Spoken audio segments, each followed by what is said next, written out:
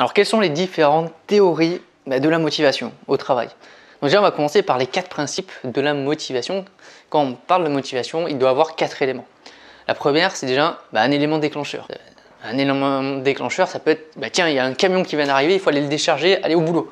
Ça y est, c'est un élément déclencheur, il y a un camion qui vient d'arriver. Ça peut être, il y a un client qui vient de rentrer, un nouveau client qui n'était jamais rentré, ça peut être un levier de motivation. Une nouvelle personne qui vient d'arriver. Donc quelque chose de nouveau, c'est quelque chose qui va déclencher justement la motivation. Après, en numéro 2, il faut qu'il y ait une direction dans la motivation. C'est-à-dire qu'on va se fixer un objectif. On ne peut pas rester motivé en ne sachant vraiment où on va. Si on a un objectif très précis à atteindre, on va être motivé pour l'atteindre. Bien sûr, il faut qu'on reste dans ce qu'on appelle l'objectif SMART, c'est-à-dire un objectif, en tout cas, donc c'est un acronyme, mais un objectif qui soit à la fois mesurable, qui soit atteignable, surtout c'est ça le plus important, c'est la partie atteignable. Si il est trop facile ou trop difficile, on ne sera pas très motivé. Ensuite, troisième point, il faut qu'il y ait une intensité. C'est-à-dire qu'on va devoir fournir un effort dans la motivation.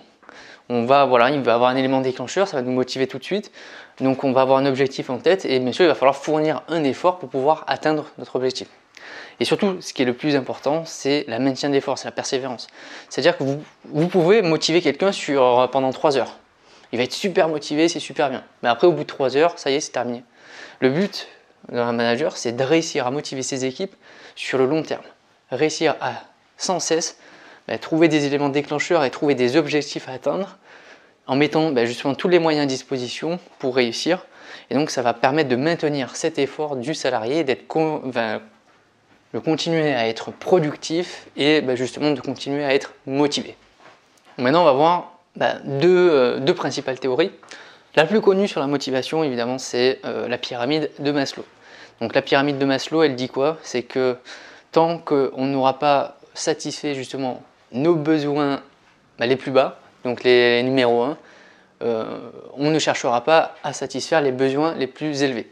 Donc si justement on veut motiver quelqu'un sur un besoin d'estime alors qu'il n'arrive même pas à avoir ses besoins physiologiques, là vous comprendrez bien que ça va être plus compliqué justement à motiver cette personne parce qu'elle n'aura pas déjà encore satisfait justement ses différents besoins primaires. Donc vous avez les besoins physiologiques, c'est tout simplement les besoins primaires, manger, boire, dormir notamment. Après vous avez les besoins de sécurité. Donc dans les besoins de sécurité, vous avez le fait de dormir quelque part, donc d'avoir un toit. Vous avez l'argent, évidemment, le fait d'avoir un salaire fixe qui vous assure en fin de mois au moins des revenus, c'est un besoin de sécurité.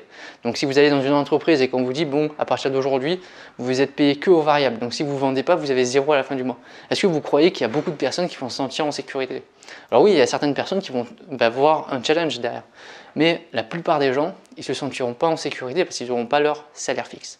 Troisième point, le besoin d'appartenance, c'est un besoin de communauté finalement, d'appartenir à un groupe, d'appartenir à une entreprise, donc à une culture d'entreprise.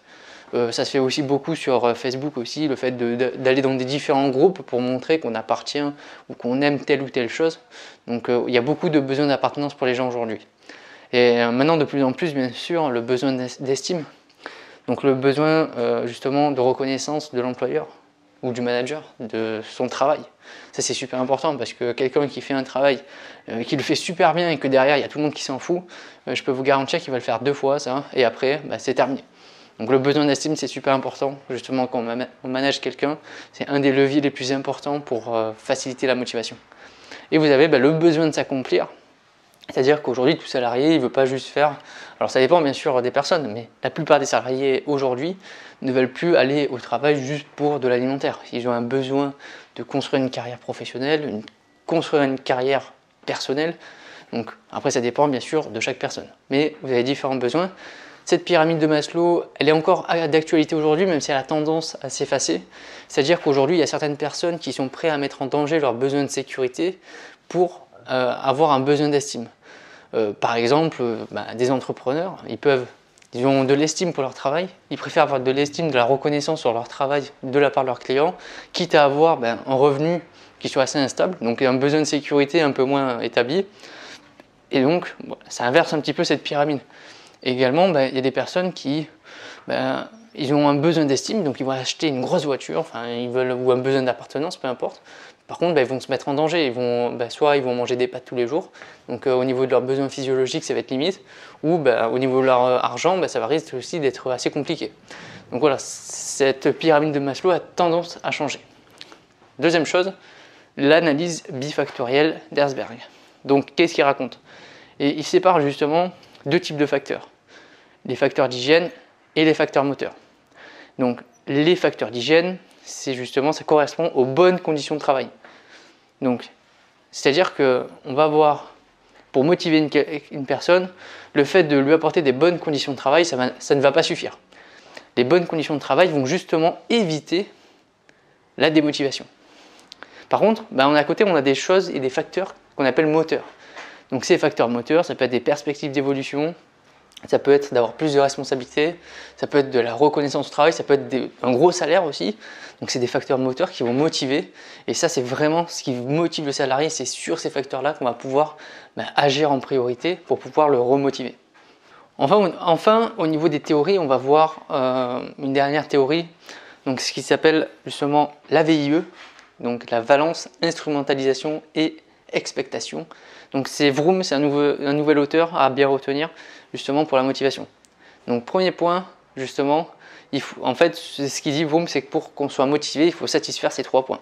Premier point, c'est la valence, c'est-à-dire que le salarié va se demander est-ce que ma récompense actuelle, elle est à la hauteur de ses efforts. C'est-à-dire qu'il y a un salarié, il va faire des efforts pour pouvoir travailler, il va faire des efforts pour atteindre un objectif, et en échange, il va avoir un salaire, il peut avoir des primes, il peut avoir de la reconnaissance, ou peu importe le type de récompense qu'il aura. Il va se demander est-ce que cette récompense elle est vraiment à la hauteur de son effort.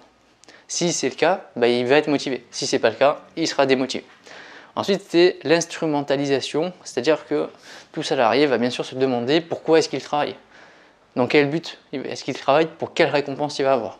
Ça va avec la valence bien sûr, parce qu'il faut satisfaire les 3 points pour qu'on ait un salarié motivé. Donc si cette récompense elle est extrêmement floue, on ne sait pas trop ce qu'on va gagner au bout, vous comprenez bien que la personne ne sera pas très motivée à travailler, parce qu'elle ne sait pas vraiment ce qu'elle va recevoir en échange. Et vous avez ce qu'on appelle donc le E de VIE, donc l'expectation, c'est-à-dire qu'un salarié va se demander est-ce qu'il est capable de réaliser le travail qu'on lui demande. C'est un peu dans le sens de l'objectif SMART. Si vous fixez un objectif qui est 3 fois plus élevé que d'habitude et qui est complètement inatteignable, vous aurez très peu de personnes motivées. Donc il faut que la personne elle soit capable de réaliser son travail, qu'elle estime avoir les compétences pour le faire, ou en tout cas qu'elle ait une personne derrière qui vient soit la former ou qui vient la rassurer. Et en tout cas, il faut aussi lui mettre à disposition tous les moyens nécessaires. Par exemple, vous aurez beau dire à quelqu'un tu vas me construire ma maison, tu as 2 mois pour la faire et tu fais ça avec un marteau et pas avec un engin, vous comprendrez bien que les moyens mis à disposition ne sont pas suffisants et que la personne ne sera pas motivée du tout. Donc il faut vraiment respecter ces trois points. Donc est-ce que la récompense elle est à la hauteur? Quelle récompense est-ce qu'il va recevoir? Et est-ce que la personne est capable de le faire? Si on répond juste à ces 3 questions, on aura toutes nos chances de motiver une personne. Maintenant, quels sont les leviers justement de motivation? C'est-à-dire qu'on a en face de nous une personne qui n'est pas trop motivée, comment est-ce qu'on va faire pour pouvoir la motiver?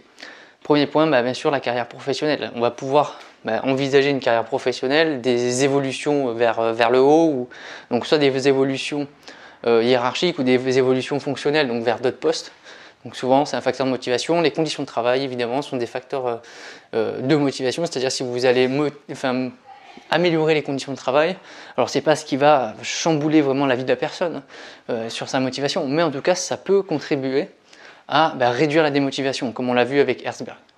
Ensuite vous avez aussi les salaires et avantages. Bon, aujourd'hui on fonctionne beaucoup dans une société capitaliste et quand même avec de l'argent forcément, donc ça veut dire que souvent tout ce qui est monétaire ça attirera beaucoup la motivation. Vous avez aussi le style de management de plus en plus, c'est-à-dire que certaines personnes préfèrent gagner moins mais travailler avec des personnes qui vont les reconnaître dans leur travail, qui vont avoir un style de management assez participatif, qui vont leur laisser le choix de faire des choses, de prendre des décisions. Donc ça y joue beaucoup. Et ça, c'est vous qui pouvez agir dessus, puisque c'est votre style de management qui va jouer. Vous avez l'ambiance au travail. Bien sûr, quand vous allez au travail, qu'il y a tout le monde qui vous insulte, ou que vous allez avec la boule au ventre, je peux vous garantir que vous n'êtes pas très motivé à bosser.